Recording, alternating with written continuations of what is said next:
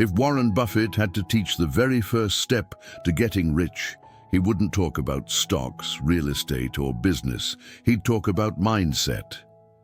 Because before any investment, you must first invest in the way you think. The truth is, money only grows in the minds of those who understand it. Buffett says wealth isn't a matter of luck, it's a matter of behavior. Poor people spend to look rich. Rich people invest to stay free. While most people look for shortcuts, Buffett looks for logic. And that's the difference between those who merely survive and those who truly prosper. In America, where speed, debt, and instant gratification have become cultural habits, the first step to building wealth is simple but brutal. Change what you believe about money. Most people grow up hearing things like, money is evil, rich people are greedy, or money can't buy happiness. These beliefs are mental prisons that sabotage success. Buffett would say, you'll never be wealthier than your mindset allows. He'd teach that every dollar entering your account is a seed, and you decide whether to plant it or eat it. The problem is, most people eat every seed. They live to satisfy the now and forget the later. He'd compare the average American to someone who plants flowers but complains about not harvesting trees. Wealth demands long-term vision. That is why the first step isn't financial, it is psychological. Learning to delay gratification, control impulses, and understand that every decision today comes with a future price. Warren Buffett learned early that the mind is like an investment portfolio. If you feed it with fear, you harvest poverty. If you feed it with patience, you harvest abundance. That's why he'd say the secret isn't in earning more, but in thinking better. A simple example. Two friends earn $3,000 a month. One invests $200, the other spends it all. After 10 years, the first will have assets that grow even while he sleeps. The second will still be waking up early to pay bills. That's the difference between those who understand compound interest and those who live under compound debt. Buffett calls this the great inversion of financial life. Those who pay interest work for others. Those who earn interest make others work for them. The second step, he'd say, is financial education, the invisible foundation that supports all wealth. Buffett often says that knowledge is the investment that pays the best dividends. Yet, in the US, few truly grasp the power of that idea. He'd start by reading books like The Richest Man in Babylon, Rich Dad, Poor Dad, and The Intelligent Investor. He'd understand that before learning where to invest, you must first understand why you're investing. He'd study market behavior, learn how to analyze companies, read financial statements, and interpret numbers. Because money doesn't forgive ignorance. In the financial world, those who don't know what they're doing end up working for those who do. Buffett would study the American economy as if it were a treasure map. He'd realize that here, more than anywhere else, knowledge is the key to freedom. The average American thinks investing is risky. Buffett knows the real risk lies in not knowing what you're doing. He'd dedicate time each day to learn about compound interest, fixed income, real estate, stocks, and the real economy, not to become an expert, but to avoid being deceived. Financial education is the shield against illusion. It's the antidote to poverty. It's what transforms an ordinary worker into someone capable of building a solid future. And most importantly, he'd apply what he learns. Buffett understands that knowledge that doesn't become action is just entertainment. He'd grab a notebook, write down his expenses, his income, and create a simple accumulation plan. He knows that controlling money is more important than multiplying it, because those who don't control what they have lose even what they earn. Every dollar would have a purpose, every investment a goal, and every expense a conscious decision. He'd call this building a financial army. Money would become an ally, not an enemy. Buffett would also understand that financial education isn't tea about getting rich fast. It's sass about never being a slave to the system again. He'd say, you don't need to be a genius to get rich, you just need to stop being foolish. He'd study how banks profit from fees, how credit cards trap people in debt, and how marketing manipulates consumers into spending money they don't have. He'd dismantle the game and learn to play on the right side. The difference is simple. While most people work for money, Buffett makes money work for him, even if it's a small amount. Because it's not about how much you start with, it's about the direction you're heading. Over time, Buffett would realize that financial education goes beyond numbers. It shapes character. Those who learn about money also learn about patience, strategy, and humility. He'd understand that the path to wealth is a reflection of life itself. You reap what you sow, and you sow what you understand. He'd say that those who learn to manage money also learn to manage time, and those who master time master destiny. And so, with a disciplined mind and ever-growing knowledge, he'd finish the first stage of his journey with one truth carved deep into his soul. There is no freedom without financial education. Buffett would start from zero, but with something no one could ever take away, accumulated wisdom. Because money comes and goes, but understanding money multiplies forever. After mastering the right mindset and financial education, Buffett would take the third step, learning to invest wisely. He wouldn't chase trendy stocks or follow influencers promising quick profits. He'd look for what he's always looked for: value. Buffett believes investing means buying a piece of a business, not a lottery ticket. He'd look at the US market, filled with strong, profitable companies, and see opportunities where others only see noise. He'd study these businesses like biographies of old friends, analyzing profits, debts, management history, and how much return every dollar invested produces. He wouldn't buy emotion, he'd buy logic. Buffett would say, never invest in something you don't understand. In America, he'd start with simple, predictable businesses, those that sell products and services people use every day. He'd find value in companies like banks, utilities, and consumer goods, businesses that stand the test of time. He'd analyze companies like Coca-Cola, Apple, Procter & Gamble, and JP Morgan, not for their fame, but for their consistency. He'd observe how their profits grow even during crises and how they reward shareholders with stable dividends. Buffett wouldn't try to double his money overnight. He'd build a foundation that grows like a tree, slow but unshakable. The secret to investing wisely, he'd say, rests on two principles: price and patience. Buffett would compare the stock market to a mall where prices change every minute. Most people buy when everything's expensive, driven by hype. He'd buy when no one else wants to, driven by logic. He'd patiently wait for great companies being sold at bad prices.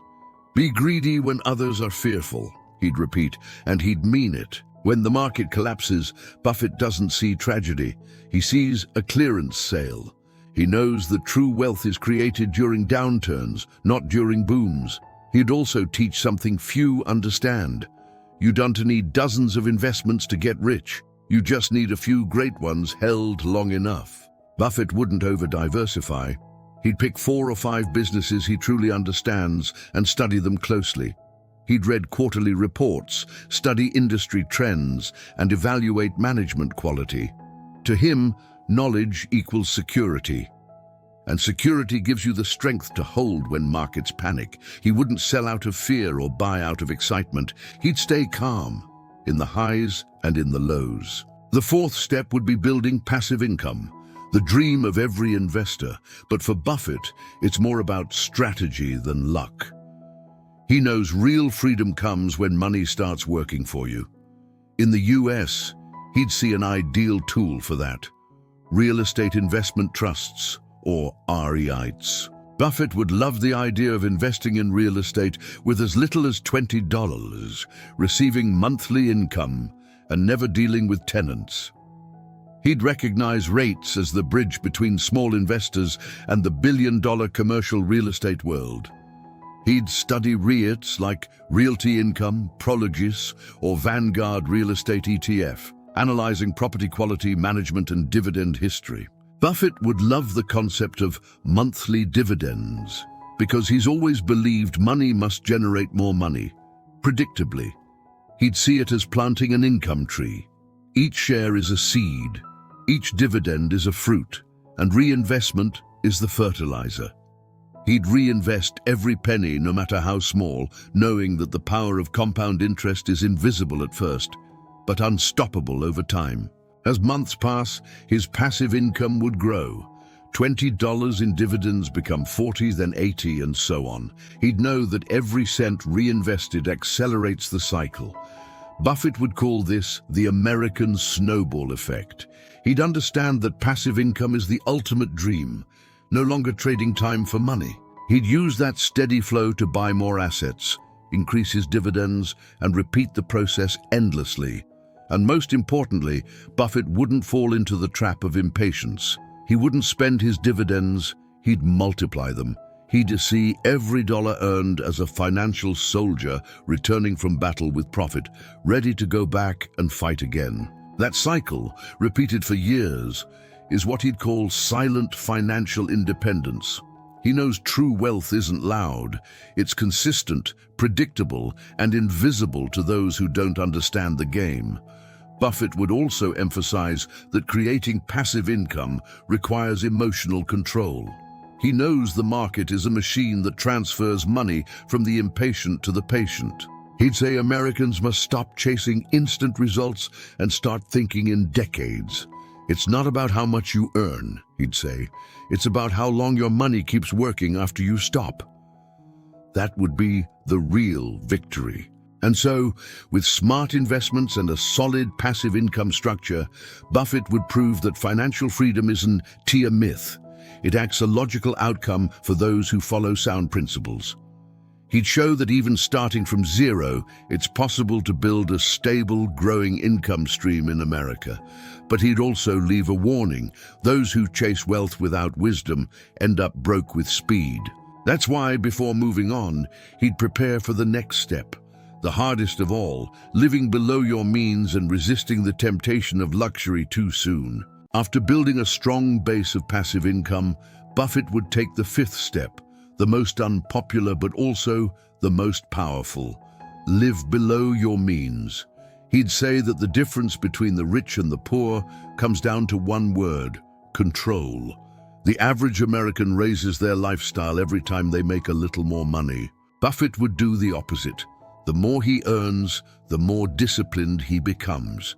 He understands that luxury is the greatest enemy of freedom. Most people buy to impress. Buffett buys to progress. He wouldn't use money to show off, but to grow his wealth. You don't need a new car. You need a new mindset, he'd say. That simple, almost obvious philosophy separates those who achieve stability from those who spend their lives chasing status. Buffett believes living below your means doesn't mean living worse. It means living smarter. Because living well isn't about spending more, it's about spending right. He'd understand that every purchase is a choice between instant pleasure and future freedom. If you spend $300 on an impulse dinner, you're giving up $10,000 in the future, because that money invested would grow with compound interest. He'd call this the invisible cost of impulse. That's why Buffett would keep a clear but flexible budget. He'd know exactly how much comes in, how much goes out, and how much stays. And most importantly, he'd always set aside a fixed percentage to invest, no matter how much he earns. That habit would protect him from the trap of lifestyle inflation. He'd never let a raise turn into new debt.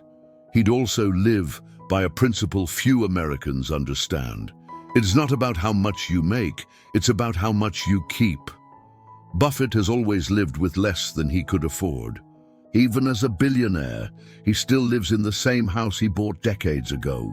That simplicity isn't emotional, it's strategic. He knows that the less you need, the more power you have. He'd say true wealth is when your money works so hard that you no longer have to, and that power comes from control. That is why he'd rather live a simple life with freedom than a luxurious one with dependency. He knows luxury is a golden trap. It shines on the outside, but locks you in on the inside. The sixth step would be to use crises to your advantage. Most people run from them. Buffett runs toward them. He knows that a crisis is when the market gives opportunities back to those with courage. In the US, that would be a major advantage. Buffett would look at recessions, inflation, and falling stock prices and see what he calls discounts on the future. While the average person says, now's not the time to invest, Buffett says, now is the best time. He knows collective panic fuels individual fortune. When everyone sells, he buys. When everyone fears, he plants. During a crisis, Buffett wouldn't panic. He'd see beyond the chaos. He'd understand that every downturn is temporary, but solid assets survive. He'd seek companies with consistent profits, predictable cash flow, and essential products. He'd say that as long as people drink coffee, Starbucks will make money. As long as people pay electric bills, utilities like Duke Energy will keep paying dividends. As long as people keep shopping, Amazon will thrive. He'd invest in those certainties while the market cries, because he knows wealth isn't created in times of euphoria, but in storms when few dare to stay. Buffett would use crises to buy assets at a discount and increase his investments. He knows the secret isn't predicting the future, it's preparing for it. Preparation means liquidity, cash ready to seize opportunities. He'd keep part of his portfolio in stable assets, not out of fear, but strategy. When markets drop, he'd use that reserve to buy what's cheap. That why he'd say, those who are patient in good times have power in bad times. That philosophy would make him richer while others panic. He'd also understand the psychological value of crises. Buffett knows it's during tough times that true investors are revealed. Most people panic because they've never accepted that markets are cyclical. He, however, waits for downturns and sees them as his greatest teachers. Every crisis teaches patience, control, and conviction. Buffett would say that surviving a crisis matures you 10 years in one, and that maturity is what separates amateurs from professionals. But he'd always live by a golden rule: never risk what you can't afford to lose. He'd use the logic of balance. He'd say putting all your money in stocks is as foolish as keeping it all in cash. He'd balance his portfolio between safety and growth. Bonds for protection, REITs for cash flow, and stocks for appreciation. That mix would keep him both secure and ready for opportunity. Finally, he'd remind us that crises are the fairest way markets redistribute wealth, because when fear dominates, money changes hands, from the impatient to the patient. Buffett would be patient. He'd understand that every collapse carries the seed of the next boom, and those who plant in hard times will harvest in good ones. He'd say, the trees that give shade today were planted during storms.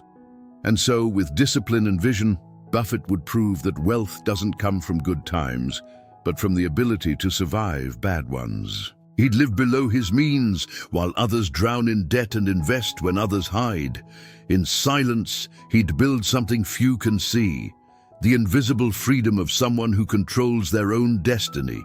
The seventh step Warren Buffett would take is understanding the real value of things, not the price, but the value. He always says, price is what you pay, value is what you get. That's one of the deepest lessons in his philosophy.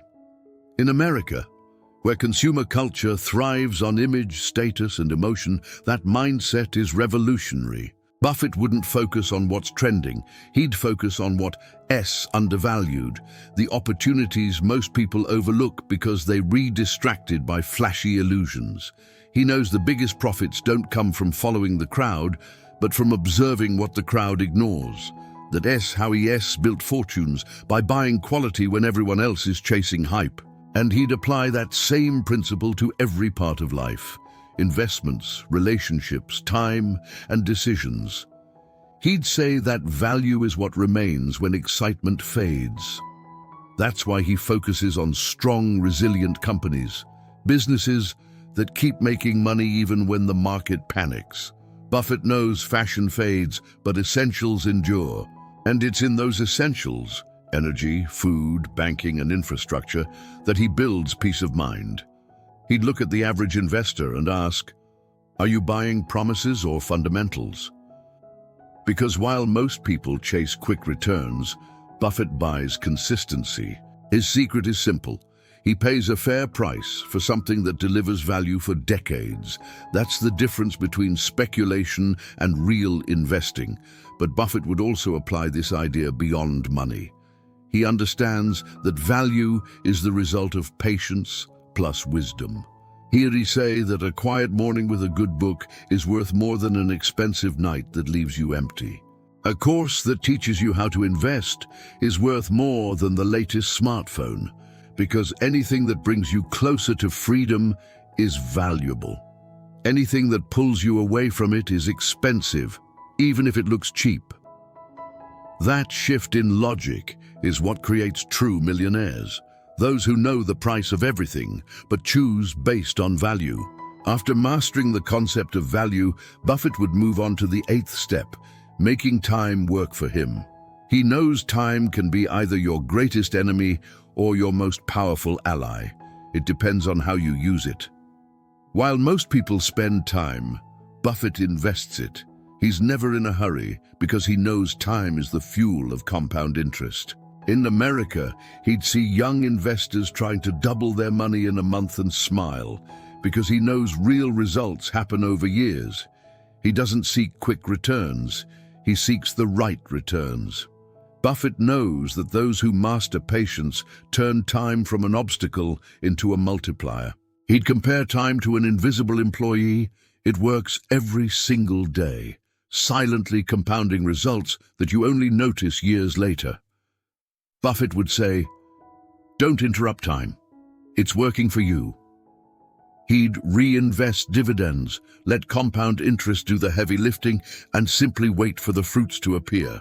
While others constantly switch strategies chasing headlines, he'd stay calm, watching his investments grow like a tree that quietly strengthens its roots every day. Buffett also believes that time is the ultimate test of value.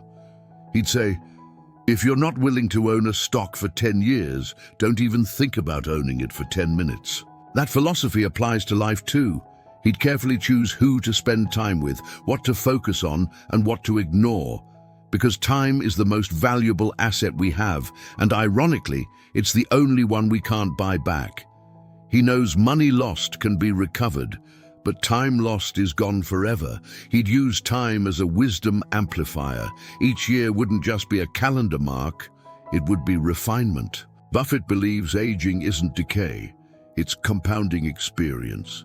He understands that success is the sum of small, smart decisions sustained over long periods. While others constantly jump from one strategy to another, Buffett stays still. Not out of laziness, but conviction. He knows the real power of compound interest isn't T in the rate, it is in the duration. In America, Buffett would see impatience as the greatest destroyer of wealth. He'd say Americans must learn to endure the silence of slow results.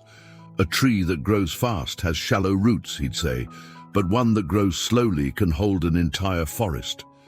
He'd teach that time only works for those who stay consistent, those who keep investing even when it feels like nothing is happening.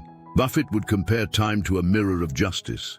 It rewards those who respect it and punishes those who waste it.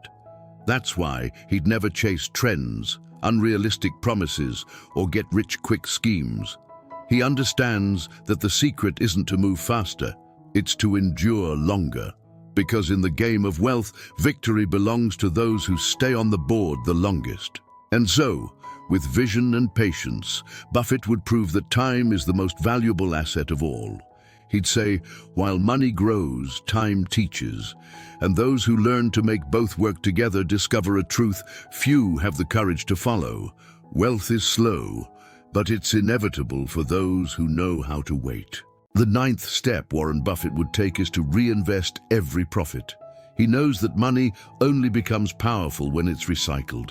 The secret behind Buffett's fortune isn't how much he earned, it is how much he never spent from his earnings. He understands that every dollar pulled from investments to fund consumption is a soldier leaving the battlefield before victory. That's why he reinvests everything. In the US, he'd use the dividends from his stocks and REITs to buy more shares, more assets, creating a self-sustaining system, what he calls the invisible engine of wealth. Because when you reinvest, money starts having children, grandchildren, and great-grandchildren. That's how fortunes are built, not by what you earn, but by what keeps working for you. He'd explain that reinvestment is the heart of compound interest, the dividing line between those who multiply and those who merely accumulate. Buffett knows that saving is good, but reinvesting is better. He'd tell Americans to stop treating dividends as extra income and start treating them as the raw material of the future. Every reinvested dollar, he'd say, has the power to double with time, not only in value, but in opportunity. Over the years, that quiet process can turn $100 into $1,000, $1,000 into $10,000, and beyond. Buffett would say, "You don't get rich when you receive dividends. You get rich when you reinvest them." Reinvesting requires patience and vision. Buffett knows that impatience is the greatest thief of compound interest. That's why he'd stay calm while his money grows silently. He understands the process is slow at first, but inevitable in the end. He'd compare compound interest to a rocket. It takes the most energy at launch, but once it lifts off, momentum does the rest. And in the United States, that rocket can be even more powerful, because dividend yields, when reinvested consistently, create streams of income that can outpace salaries. He'd say the difference between amateur and professional investors lies in how they treat profits. The amateur spends, the professional reinvests. Buffett would also teach that reinvestment isn't just about money, it's about mindset. The same principle applies to life. Reinvest what you learn, he'd say. Every mistake should become wisdom. Every loss should become a lesson.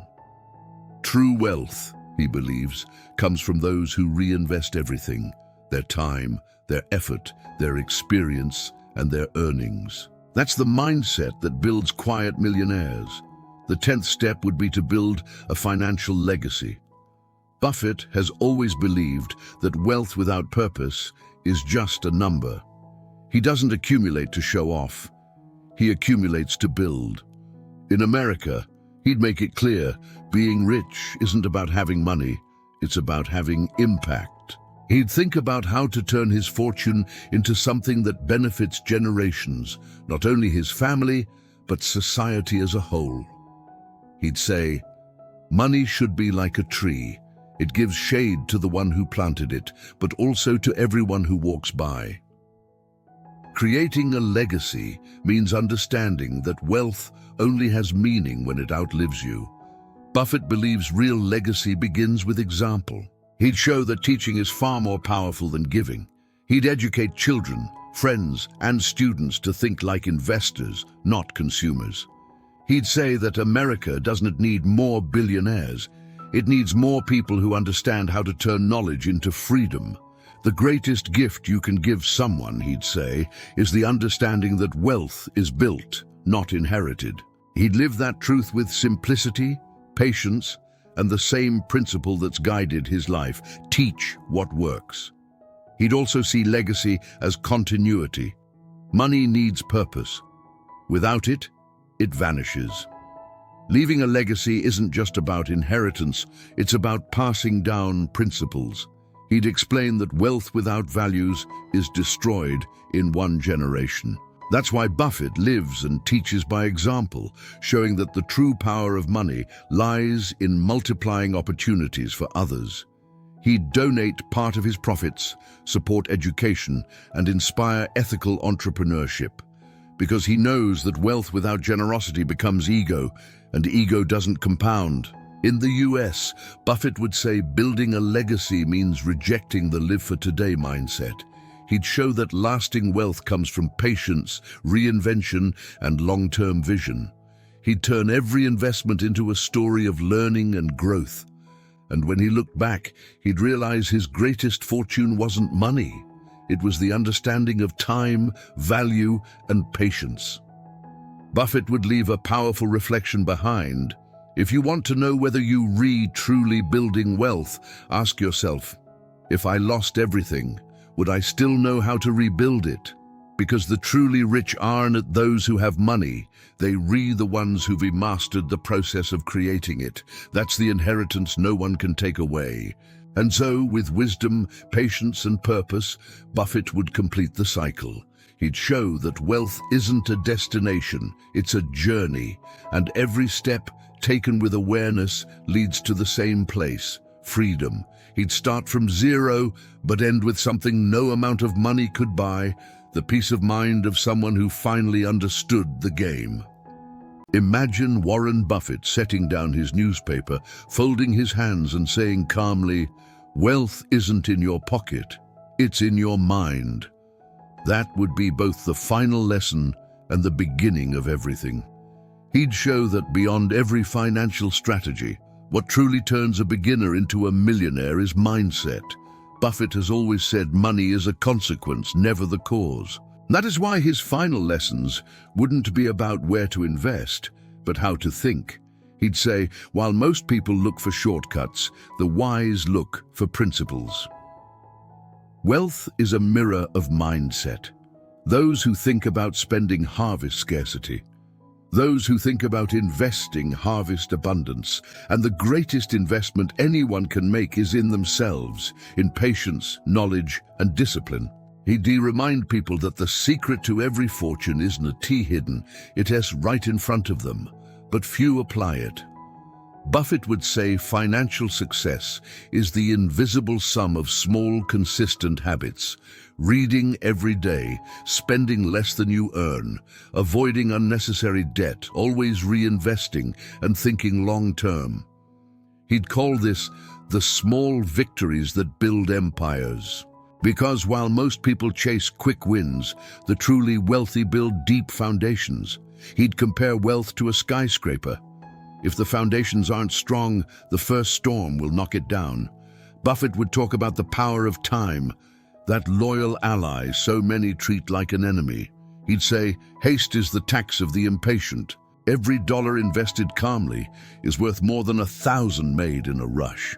Time, he'd explain, becomes a friend to those who respect it, rewarding the patient and punishing the anxious. Real wealth grows in silence, like a tree. You plant it, water it, wait, and one day when you least expect it, the shade appears. Buffett would remind us, freedom lives in that shade.